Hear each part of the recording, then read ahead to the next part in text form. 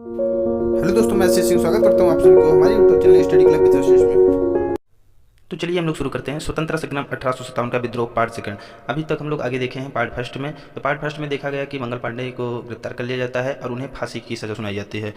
और उसके बाद पार्ट सेकंड में हम लोग उसके आगे देखेंगे क्या होता है। 24 अप्रैल 1857 को जब कारतूस वाली घटना के बारे में मेरठ में स्थित किसे पता चलता है देसी घुड़सवार सेना के सिपाहियों को हुई, तब इन सिपाहियों ने भी चर्बी वाले कारतूस को क्या कर देते हैं, उपयोग करने से मना कर देते हैं कि हम लोग चर्बी वाले कारतूस का उपयोग नहीं करेंगे।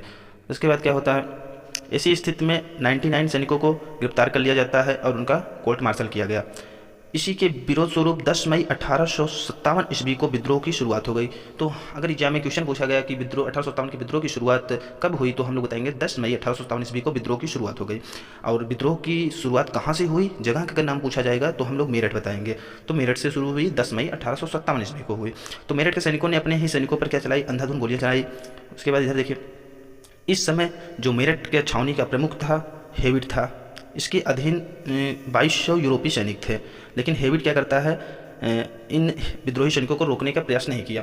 एक्चुअली में होता क्या है, जो मेरठ था तो उसको अंग्रेज सबसे सुरक्षित छावनी मानते थे और उन्हें मतलब इस बात का थोड़ा सा भी एहसास नहीं था कि विद्रोह मेरठ से ही शुरू होगा।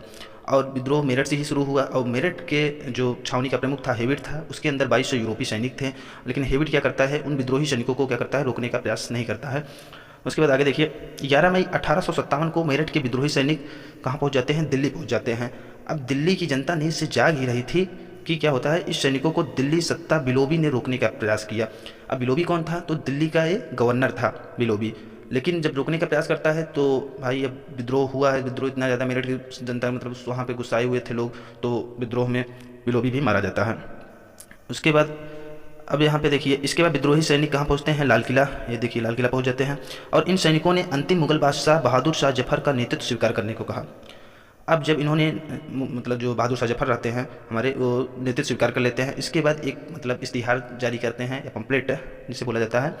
तो उस पम्पलेट में लिखा था, अंग्रेज़ों के कारण हिंदू और मुसलमान दोनों क्या हैं, पीड़ित हैं और दोनों को क्या होना चाहिए, एकजुट होकर मतलब संयुक्त होकर इन्हें हमें देश से निकाल देना चाहिए। तो इधर आप देखिए, हम जूम करके दिखाते हैं बहादुर शाह जफर जो हैं, थोड़ा सा बहादुर शाह जफर के बारे में।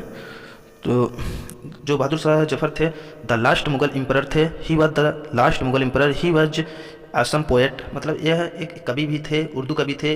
And also road many ghazals, इन्होंने बहुत से गज़ल भी लिखे थे। ये सब है। और इनकी जो मृत्यु हो जाती है 7 नवंबर 1862 ईस्वी में, इनको रंगून में मृत्यु हो जाती है। अभी आगे इसके बारे में बताएंगे। चलिए एक मिनट, हम लोग आगे देखते हैं। अब इधर देखिए, जब दिल्ली पर सैनिकों को अधिकार हो गया, इसी समय बख्त खां बरेली से कहाँ आते हैं, दिल्ली आए।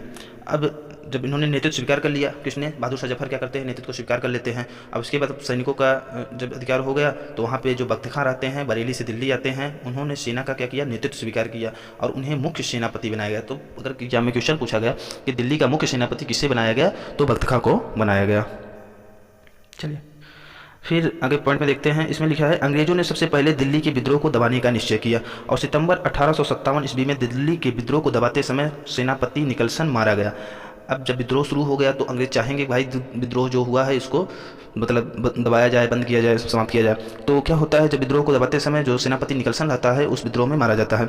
तो सेनापति हडसन जो रहता है, सेनापति हडसन क्या करता है, बहादुर शाह जफर को हुमायूं के मकबरे से, किसके मकबरे, हुमायूं के मकबरे से गिरफ्तार किया।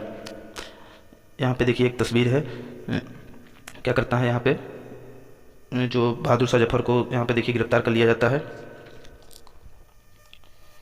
और इसके दो, बहादुर शाह जफर के दो बेटे हैं, देखिए मिर्ज़ा मुग़ल और मिर्ज़ा सुल्तान, ये दोनों हैं। और इस फिर यहाँ पे देखिए अगला पॉइंट, इसी समय जो हडसन ने बहादुर शाह जफर के दो बेटे मिर्ज़ा मुग़ल और मिर्ज़ा सुल्तान का एक पोता मिर्ज़ा अबू बर्क क्या कर देते हैं, सर काट दिया और एक थाली में रखकर बहादुर शाह जफर को भेंट किया। एक्चुअली में होता क्या है कि मतलब जो अंग्रेज रहते हैं मतलब इतनी जुल्म के सभी मतलब सभी हदें इतना पार कर देते हैं। जब बहादुर शाह जफर रहते हैं उनको भूख लगती है एक समय, तो जब भूख लगती है तो अंग्रेज़ों ने क्या किया, जो उनके बेटे रहते हैं, अब इनको सर काट दिया। जो बताया हडसन ने, इनका क्या करता है, मिर्ज़ा मुग़ल और मिर्ज़ा सुल्तान का और मिर्ज़ा अबू बकर को सर काट देते हैं। तो उन्होंने जब भूख लगती है तो उन्हें थाली में परोस के उनके बेटे को सिर उनके सामने भेंट कर देते हैं। तो बहादुर शाह जफर बोलते हैं कि हिंदुस्तान के बेटे देश के लिए सिर कुर्बान कर अपने बाप के पास इसी अंदाज में आते हैं। ये बहादुर शाह जफर ने बोला था। फिर उसके बाद मेजर हेरियट के अदालत में बहादुर शाह के ऊपर क्या चलता है, मुकदमा चलाया जाता है और इन्हें रंगून निर्वासित कर दिया गया। रंगून निर्वासित कर दिया गया। तो रंगून जो कहाँ पे है, ये बर्मा में है। बर्मा कहाँ पे है, म्यांमार में जो अब है, म्यांमार नाम है, तो वहाँ पे निर्वासित कर दिया जाता है जेल में। तो 1862 ईस्वी में इनकी क्या हो जाती है, मौत हो जाती है। अजय बहादुर शाह जफर की जो मतलब मरने से पहले इनकी बहुत अंतिम इच्छा थी कि वह अपने जीवन की सांस हिंदुस्तान में ही लें और उन्हें वहीं पे दफनाया जाए, हिंदुस्तान में ही। लेकिन ऐसा नहीं हुआ। उनके दफन स्थल को अब भी सॉरी उनके दफन स्थल को भी बहादुर शाह जफर दरगाह के नाम से जाना जाता है। ये देखिए बहादुर शाह की अंतिम तस्वीरें हैं, और जो वहाँ पे जो दरगाह बनाया गया है, वहाँ पे देखिए हमारे प्राइम मिनिस्टर भी गए हैं दरगाह में, कुछ फोटो मतलब पिक्चर दी गई है। तो बहादुर शाह जफर की ये थी कहानी। अच्छा, बहादुर शाह जफर के नाम से अभी भी जो भारत में हैं कुछ सड़कें हैं, तथा पाकिस्तान में भी एक सड़क का नाम है बहादुर शाह जफर के नाम से। और जो वहाँ पे बांग्लादेश है, वहाँ पे कोई पार्क है, तो उसका नाम भी बहादुर शाह जफर के नाम से रखा गया है। तो मतलब बहादुर शाह की कहानी थी, और इन्होंने मतलब कितना बड़ा योगदान दिया था इसमें। चलिए ठीक है, अगर आप लोग की वीडियो अच्छी लगी हो तो उसे लाइक कीजिएगा एंड चैनल को सब्सक्राइब कीजिएगा। धन्यवाद।